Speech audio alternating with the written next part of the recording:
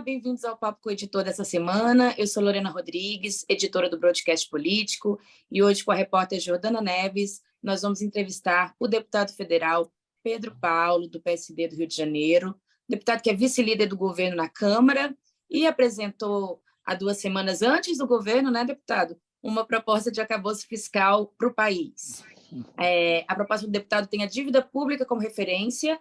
Bem-vindo, deputado. Obrigada por aceitar nosso convite. Muito obrigado, Lorena. Um prazer estar com você, estar com a Jordana, estar aqui no TV Estadão, no broadcast, falando um pouco sobre os desafios do novo arcabouço fiscal. Deputado, antes de falar da proposta do senhor propriamente dita, eu queria perguntar como é que o senhor viu as ideias apresentadas ontem pela equipe econômica, né, pelo ministro Fernando Haddad e sua equipe. A proposta do governo permite a estabilização dos gastos se a receita crescer, né, deputado? O que o senhor achou disso? Olha, em primeiro lugar, obviamente positivo o esforço do governo em desenhar um novo arcabouço fiscal. Acredito que a segunda sinalização também é uma sinalização positiva, porque, de certo modo, a construir um arcabouço que o objeto dele passa a ser o controle da despesa, de alguma forma passa uma mensagem de que a despesa será menor do que a receita, o que é algo elementar, né? Não estar em déficit, estabelecer uma meta de superávit primário para os próximos anos. Eu acredito que tudo isso é bastante positivo, a iniciativa do governo. Mas, de outro lado, e aí é importante sublinhar que ainda nós não temos um texto, a gente tem ali uma apresentação, informações sobre o novo arcabouço, então é importante destacar isso, mas há algumas preocupações. Em primeiro lugar, é importante também deixar claro que um pouco o desenho do arcabouço é um desenho que legitimamente ali contempla a visão do governo de esquerda, da política econômica, da visão de Estado ali, porque o que acontece? Você tem a despesa como protagonista, a despesa crescendo permanentemente acima da inflação.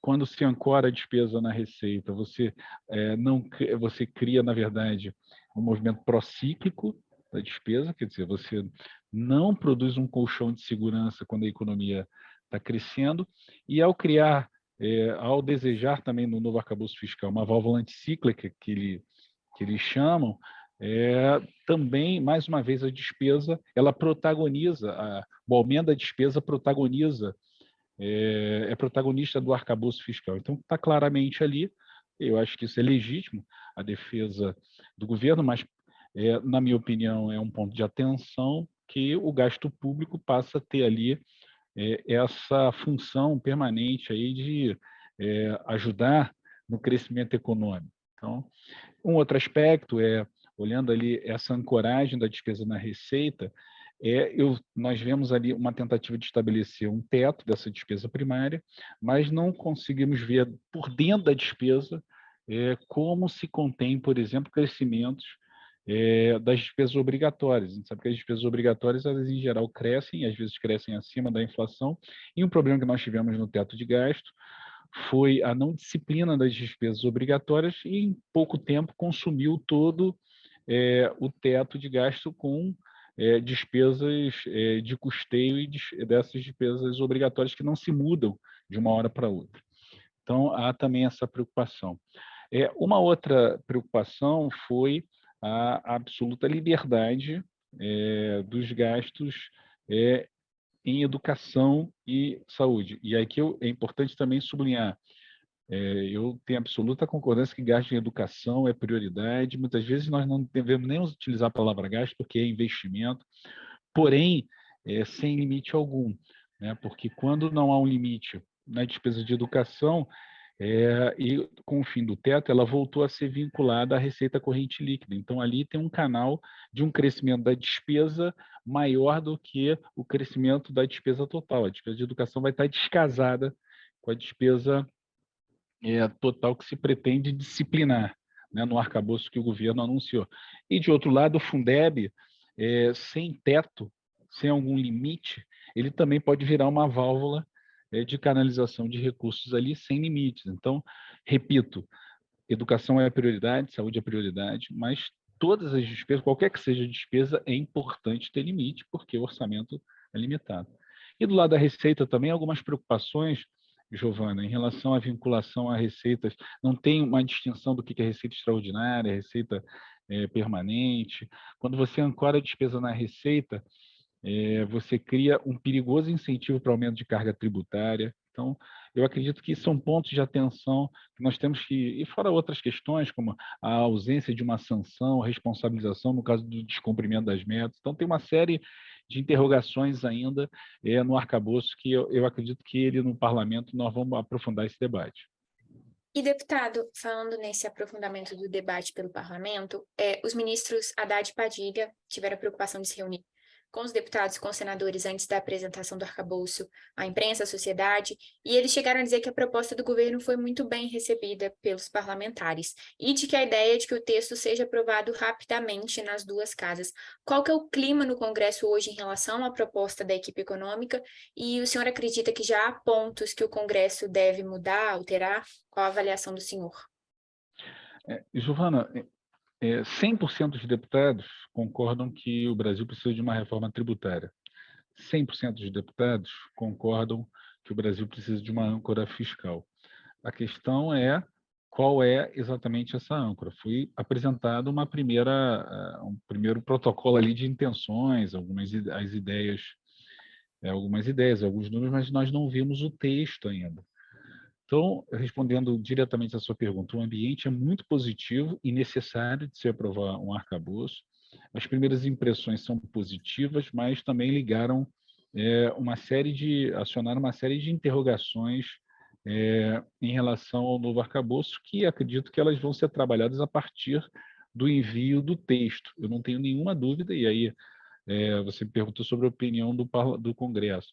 A opinião do Congresso, eu acredito que o ambiente é muito favorável para se aprovar o arcabouço na linha do que o governo deseja, com ajustes. Na minha opinião pessoal, é que esses ajustes precisam ser feitos para que nós possamos fazer desse arcabouço um instrumento mais poderoso para corrigir o problema, e não simplesmente resolver o tempo do governo.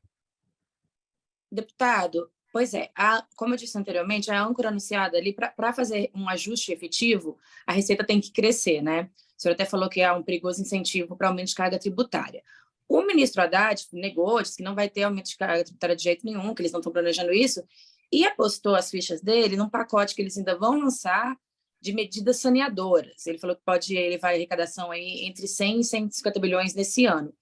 Essas medidas, ele não esclareceu ainda quais são, mas falou que vai combater jabutis tributários, cobrando impostos de grandes empresas que hoje estão escondendo a tributação devida, né, dos estados. Falou de cobrar imposto sobre apostas eletrônicas. A gente sabe que tem muitos grupos de interesse no Congresso, né, grandes empresas, então elas conseguem se organizar de uma maneira a fazer a voz delas serem ouvidas. O senhor acha que tem espaço para essas propostas saneadoras que o ministro Haddad ainda não detalhou prosperarem no Legislativo? Eu não tenho dúvida que há esse espaço, e é muito bem-vindo a iniciativa do ministro Haddad em rever incentivos, disciplinar incentivos. Né? Nós temos um problema... o incentivo fiscal sem responsabilidade é uma quebra de uma regra, de mais uma regra fiscal, além do teto, além da regra de ouro, porque criar incentivo fiscal, você tem que ter prazo, você tem que ter compensação. Isso está lá na Lei de Responsabilidade Fiscal, uma regra clara, né? Neutralidade, né, orçamentária na criação de incentivos. Isso é feito há muitos anos no Brasil, não se estabelece data, não se estabelece limite, não se avalia a efetividade do incentivo fiscal que foi dado. Então, é muito bem-vindo o que o ministro Haddad faça isso. Mas o que me preocupa, Lorena, é ancorar uma regra de despesa no desempenho da receita. Então, isso que talvez seja algo... Imagina o desespero do governo em realizar receita. Isso pode gerar também um incentivo perigoso, muitas vezes, para o governo, na hora de mandar o orçamento, superestimar a receita pelo desejo de fixar a despesa num patamar maior, seja porque está obrigado pela despesa já contratada, seja pelo desejo de maior gasto público. Então, eu acredito que essas questões precisam ser qualificadas. Por exemplo, incentivos que são... Muitas vezes, você apertar o cerco numa fiscalização, você gera um resultado, uma resolução de um contencioso a favor do governo que acontece uma vez, mas depois não se repete. Então, eu acredito que é muito importante nós termos o texto para poder enxergar e fazer, obviamente, ajustes ou comentários mais precisos quando nós olharmos a vírgula, né? O problema está no detalhe, a gente quer... É por isso que o Congresso está aguardando muito em vir esse texto para que a gente possa fazer nossas observações. E, deputado, quando a Lorena começou o papo, ela falou que o senhor apresentou uma proposta antes mesmo do governo, uma proposta com medidas para controle de despesas, com base na dívida pública. E quando o senhor apresentou, o senhor disse que a ideia era ajudar o Haddad e o governo, que ainda não tinham apresentado uma proposta, vinham postergando esse anúncio. Agora a gente já tem as linhas gerais, pelo menos, da proposta do governo, apesar de não ter um texto concreto, como o senhor disse. Mas o senhor vai manter o seu projeto? Tem como haver pontos de convergência entre o seu texto e o texto do governo, porque são de naturezas diferentes, né? Sim, são de naturezas diferentes, mas eles podem ser complementares. Jordano, você tem, por exemplo, o governo apresentou um pouco a sua ideia, criar uma meta de superávit, né? Pode ter uma evolução no arcabouço, também conjugar com uma meta de estabilização da dívida, né? Tanto a meta de superávit que o governo fez, quanto uma meta de dívida que tem no arcabouço que eu apresentei, ambas podem, por exemplo, ter já gatilhos, né? Vedações disparadas, né? Vedações estabelecidas em determinado patamar. Por exemplo, o ministro Haddad, na sua apresentação, diz, olha, se o superávit primário não for de 0,5% ou de 1% em 23 e 24 não for um superávit de 1% do PIB, a possibilidade de aumento de despesa, ela vai ser, ao invés de 70%, vai ser de 50%. Isso é, de alguma forma, um gatilho, mas é preciso qualificar isso, né? Como é que isso vai funcionar com a despesa primária? Por exemplo, como é que serão os tetos da despesa primária por entes, né? O judiciário vai ter o mesmo teto do executivo, o legislativo vai ter o mesmo teto, então essas diferenciações também acredito que no futuro serão importantes. Algo que não vi na apresentação do arcabouço, Jordana, é a questão da sanção, responsabilização. Para uma regra ser completa, ela tem que ter lá o objeto de controle, as medidas de ajuste, né? Onde você quer chegar, quais são os mecanismos que vai se utilizar para chegar no objetivo, mas e se não chegar? Né? Regra fiscal tem que ter responsabilização, né? Tem que ter ali a punição para o descumprimento. Então, eu acredito que isso também é algo que é preciso levar em consideração, porque é aquilo que a gente chama do enforcement, né? Do empoderamento da regra fiscal, principalmente num país que é talvez o país campeão de regras fiscais e o campeão de descumprir regras fiscais, que é o Brasil. O Brasil tem 11 regras fiscais e ele praticamente já burlou todas elas. Então, acredito que essa sanção, responsabilização, são pontos, todos esses pontos que eu falei, são pontos que tem no arcabouço que eu apresentei e que até agora, e aí é importante sublinhar isso, nós não vimos o texto, mas que até agora não ouvimos nas apresentações, seja do ministro Haddad, seja dos técnicos da Fazenda Nacional. Deputado, na semana passada, na sexta-feira passada, a bancada do PSD apoiou a proposta do senhor, né, oficialmente ali. Isso foi uma maneira de forçar o governo a acelerar esse processo de apresentar a proposta deles?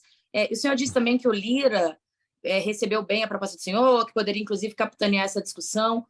Como é que vai ficar o espaço agora para a proposta do senhor andar, sendo que o governo vai mandar uma proposta oficial? O Lira também tem tido boa vontade aí, né, aparentemente, com a proposta do governo. Qual vai ser a estratégia? Olha, assim, é muito importante deixar claro isso. Não há uma disputa autoral em relação aos projetos. Não tem aqui um deputado que fala assim, não, eu quero meu projeto para colocar ali o meu carimbo, mas não é isso. Assim, a intenção é de contribuição. E o que muito me honrou o apoio do meu partido ao arcabouço que eu apresentei é que captou um pouco esse sentimento de urgência, de prioridade. Nós estamos ali no momento onde nós estamos vivendo sucessivo adiamento desse arcabouço. Eu entendo a estratégia do ministro Haddad, mas eu acredito que esse texto já podia estar no parlamento, a gente discutindo.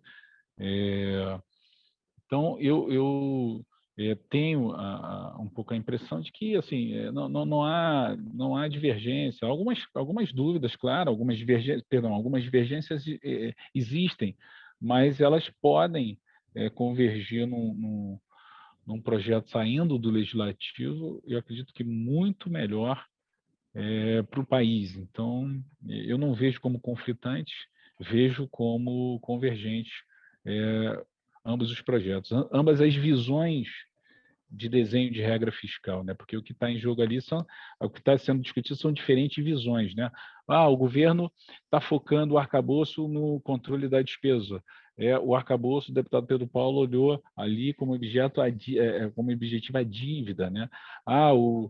O governo só colocou uma meta de superávit primário. No meu arcabouço tem superávit primário e tem dívida também. Então, eu acredito que há um espaço bastante promissor aí para convergir propostas, para melhorar a proposta. O senhor acha que poderia, por exemplo, convergir essa questão de ter meta para a dívida? Poderia ser acrescentada junto com essa da receita, da despesa não crescer mais que 70% da receita, do superávit do governo? O senhor acha que poderia adicionar mais uma meta a mais? Sim, porque primeiro que isso está na PEC, né?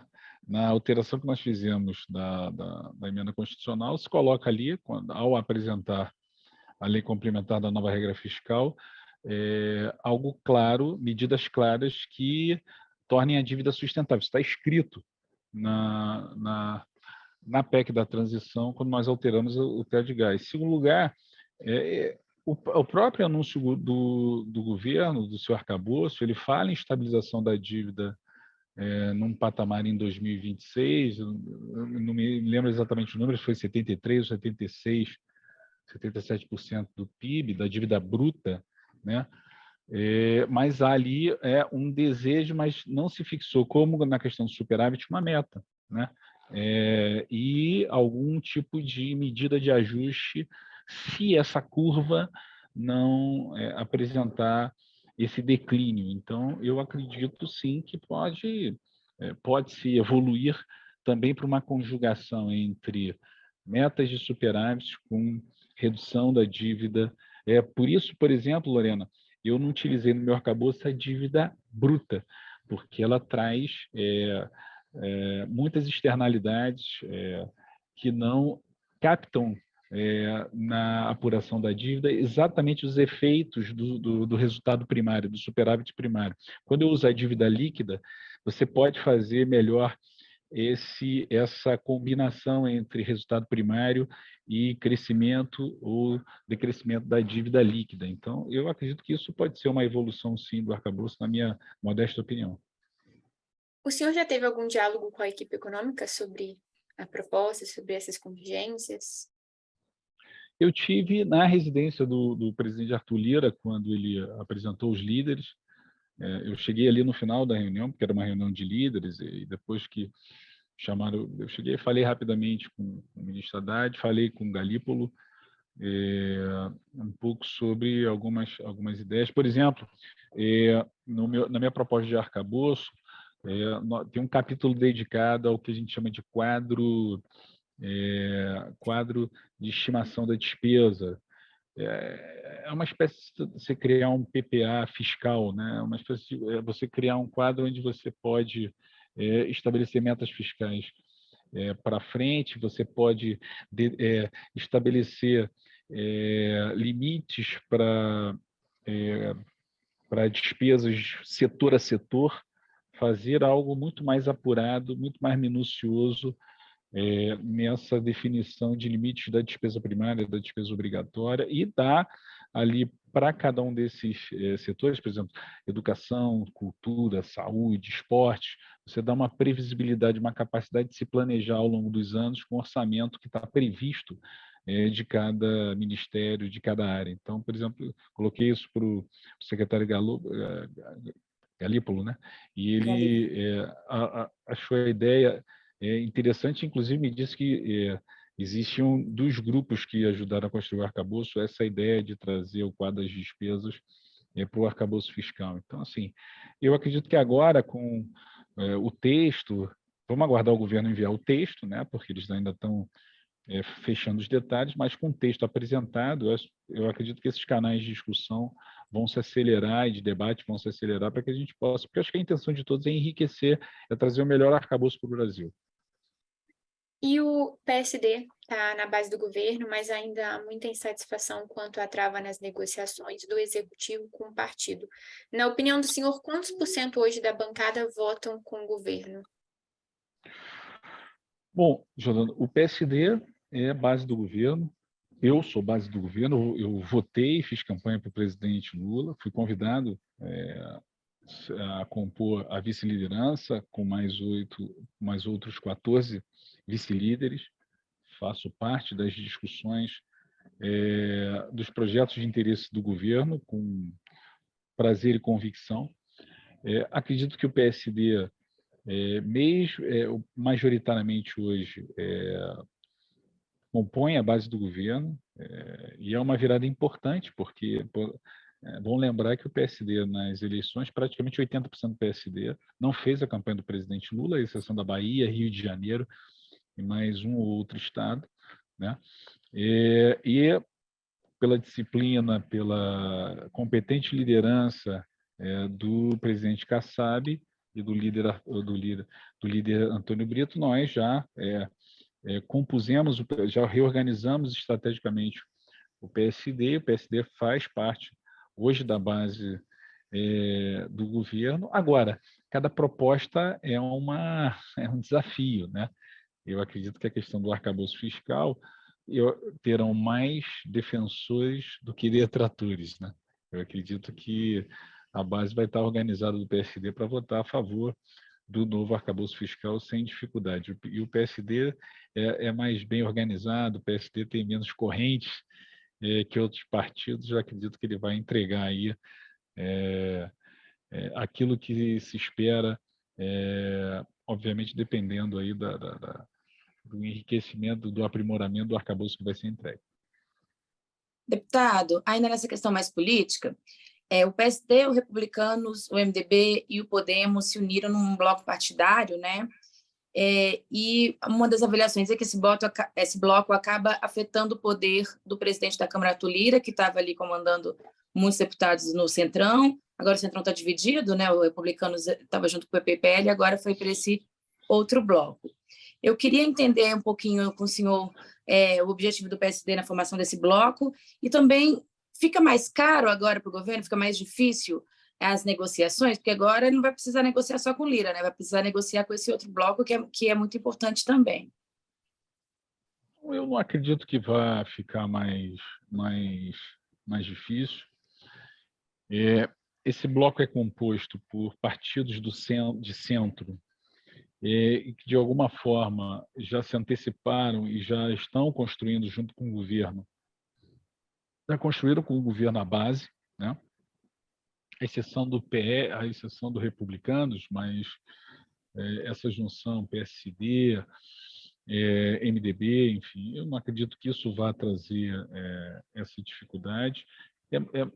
Na minha opinião, é muito mais uma conformação tática dentro do legislativo do que um bloco para criar algum tipo de problema ou não deixar claro quem é base ou quem não é base, enfim. E acho que a dinâmica isso muda um pouco a dinâmica, por exemplo, que a gente tem visto aqui, já vai se formar um outro bloco, que esse bloco Republicanos PSD não será e Republicanos não será o maior, porque parece que já há ali um movimento para se criar um bloco PP, União Brasil, Avante, PSB, PDT, e que seria aí o maior bloco com 160 ou quase 170 deputados. Eu diria que isso é mais esses movimentos táticos ali dentro do parlamento. Não acredito que isso vai interferir um pouco na composição da base do governo. Mas, deputado, o senhor acredita nessa tese de que afeta o poder do Lira? E o que a gente pode esperar dos republicanos agora num bloco com partidos que compõem a base do governo? Republicanos que eram até então oposição. Eu não vejo como um desafio ao poder do presidente Lira. O diálogo é permanente, constante. O PSD, ao mesmo tempo, apoia o governo e apoia a condução do presidente Arthur Lira sem qualquer tipo de problema. Eu, sinceramente, Jordana, não acredito que isso vai impactar a liderança do presidente Arthur Lira. Eu acho que isso está dado. A Câmara ele tem não só o poder regimental, né, mas eu acho que a sua própria condução é uma condução que nos lidera. Então, não vejo essa formação de blocos como algo que vai gerar problemas na condução do presidente Arthur Lira. E sobre os republicanos? Oi? Sobre os republicanos? Isso. O republicano agora num bloco com partidos que compõem a base do governo. Sim, mas eu volto àquele ponto. Eu acredito que isso é muito mais uma posição tática ali dentro do próprio parlamento, na busca de protagonismo nas relatorias, ocupação de espaços dentro da casa, formação de comissões, muito mais isso do que algum tipo de insurgência, seja ao poder do presidente Lira, seja a conformação da base do governo. Então, eu acredito que essas vantagens regimentais que se comprou o bloco, o maior bloco na casa, eu acredito que pesaram muito mais do que assim, essa tentativa aí de colocar aí uma nuvem aí na liderança do governo, na liderança do Congresso, da Câmara dos Deputados. Deputada, a gente já está aqui chegando ao nosso final. Queria agradecer muito a participação do senhor, agradecer a participação da Jordana, do Bruno Nogueirão, que fez a nossa ponte técnica. Se o senhor quiser dar umas últimas palavras aí para encerrar o nosso programa. Agradecer a vocês do broadcast, agradecer ao Estadão, agradecer a você, a vocês duas por essa oportunidade de estar aqui falando sobre esses desafios do novo arcabouço, falando um pouco sobre os dilemas da Câmara, formação de base. Muito obrigado, sempre à disposição quando for necessário. Muito obrigado. Obrigada. E obrigada aos nossos assinantes. Desculpa, Jordana, te interrompi. Obrigada aos nossos assinantes e até o próximo Papo com o Editor.